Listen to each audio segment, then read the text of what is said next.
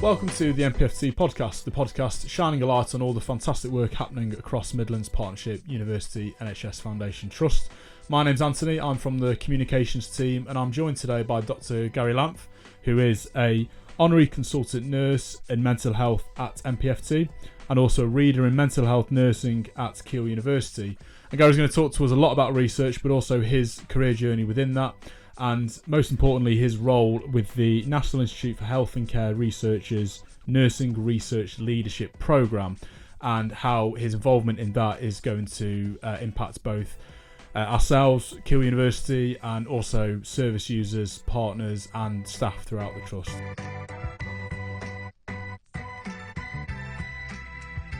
Can you tell us a bit about your career journey and kind of how you've come to have both of the roles that I've mentioned there in the intro? At the start of this, I suppose what's important to highlight is that I started my career in mental health nursing as a healthcare assistant and worked as an unqualified healthcare assistant for many years. And I'm somebody who left school without academic qualifications that could have got me on my training, and therefore followed national vocational qualifications, level 2, level 3, which eventually led to me getting a seconded position to qualify as a registered mental health nurse. And I suppose I want to tell that story because I suppose where I'm at now, that, probably wasn't where I ever imagined I would get to. Yeah. I had a long clinical career before I moved into academia. Yeah. So, probably near 17, 18 years working in NHS services, but always with an interest in research. So I'd applied for a position as an advanced practitioner. So that was my last full-time NHS position. I'm advanced practitioner in personalised disorder.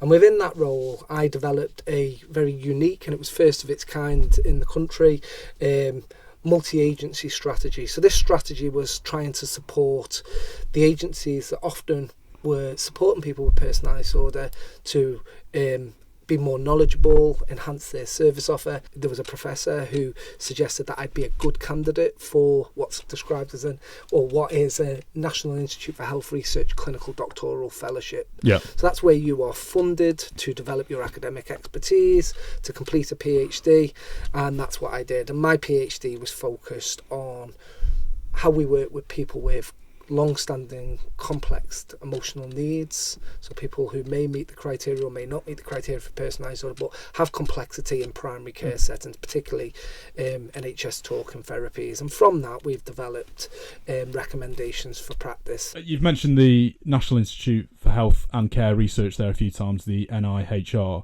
and you've obviously been selected, you're part of a really small national group to be selected for their Nursing Research Leadership Programme. Can you just talk to us a bit about how that sort of came about, what went into you being selected for that ultimately? Yeah, absolutely. So I suppose when we talk about it being a somewhat select group, I think one of the things that struck me with it as well, it's probably an even smaller select group for mental health nurses. Yeah.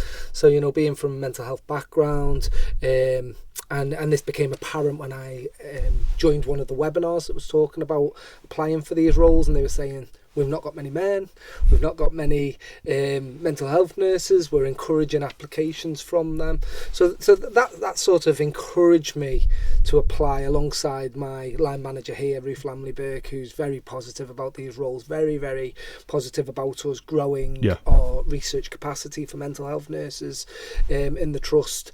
And she was very sort of supportive of me to apply for one of these positions.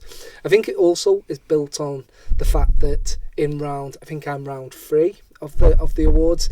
In round 2, we had 2 successful awardees in this area and in this trust as well, in Dr Andrew Finney and Professor Sarah Ryan. So they are both adult nurses by background, but they, a year previous to my awards being selected, they also had successful applications. So What we had at MPFT is this sort of, real sort of growth of research capacity growth with a focus on adult nursing, but what we were missing was mental health. Yeah. So because of my role anyway, which came before the SRL, I was trying to chip into that, but actually this role gave me the opportunity to really formalise that arrangement.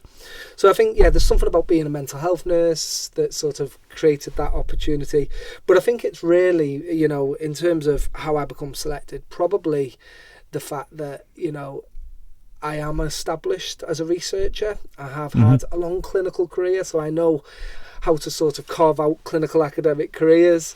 So I think that put me in a strong position for that. I guess, for yourself, your involvement in the programme, partaking in it, what's that going to do for you sort of personally and professionally? Yeah, well, I think from a personal level, with the Senior Research Leader Awards, what it does is it connects you with other senior research leaders, particularly nursing research leaders, and as you said, there's a select few of us, so you do get that sort of national reach, that national network where we can sort of learn from each other and join forces. So I think from a personal view, that's great. It also, getting one of these award means that I become sort of a member of the NIHR Academy, and that opens up opportunities for development, so to develop my leadership skills so that I can be in the best place possible to support to influence in this role, really. So I think that from personal perspective, that would be key. Locally as well, what it does, going back to what we were saying before about Professor Sarah Ryan and Dr Andrew Finney, who are SRLs from last year, and they've got 3 years, so we get these awards for 3 years, so they're a year into theirs. I'm just starting mine. So what I was doing in a sort of very informal, light touch sort of way was supporting the development of something we've called CARA, which is the Clinical Academic Research Academy. This is an academy set up to support the capacity growth of nurses, research capacity growth of nurses in MPFT.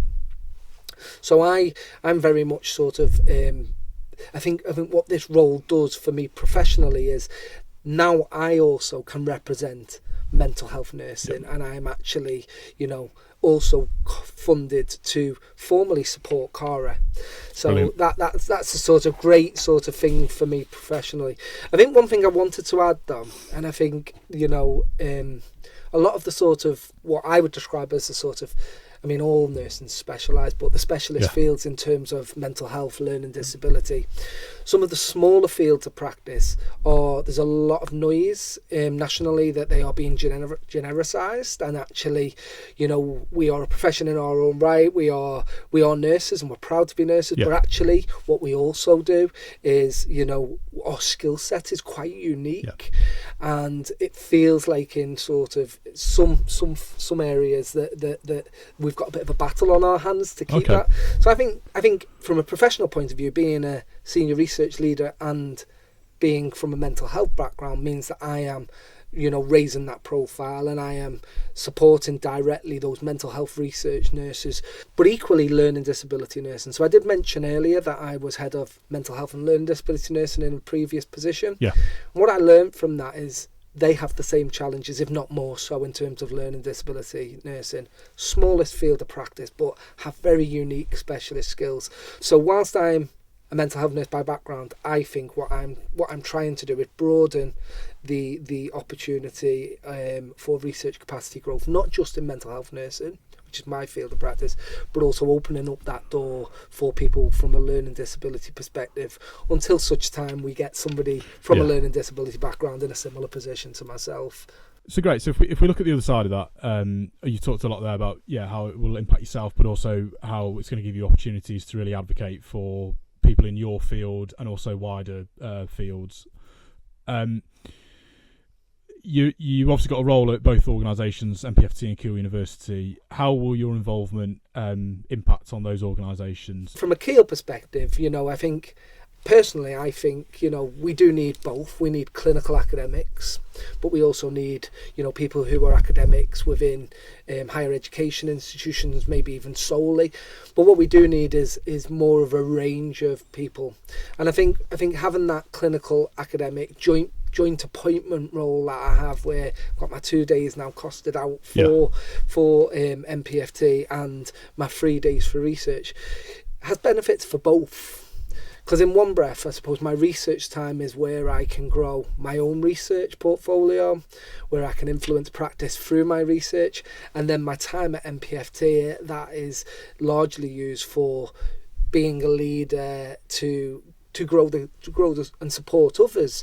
And I suppose research from a local level as well, you know, sometimes it might just be about breaking down barriers so people become more research informed. It's not about making every nurse a researcher. I think sometimes it's about can we make them more research informed? Can we help them understand the importance of evidence-based practice, which many will do through their training anyway, but can we sort of make research more accessible to them? When we think about research, we think about also the impact it can have on patients and service users. How does kind of being involved in a program like this and what it's allowing you to do, how ultimately could that benefit service users and patients in the future?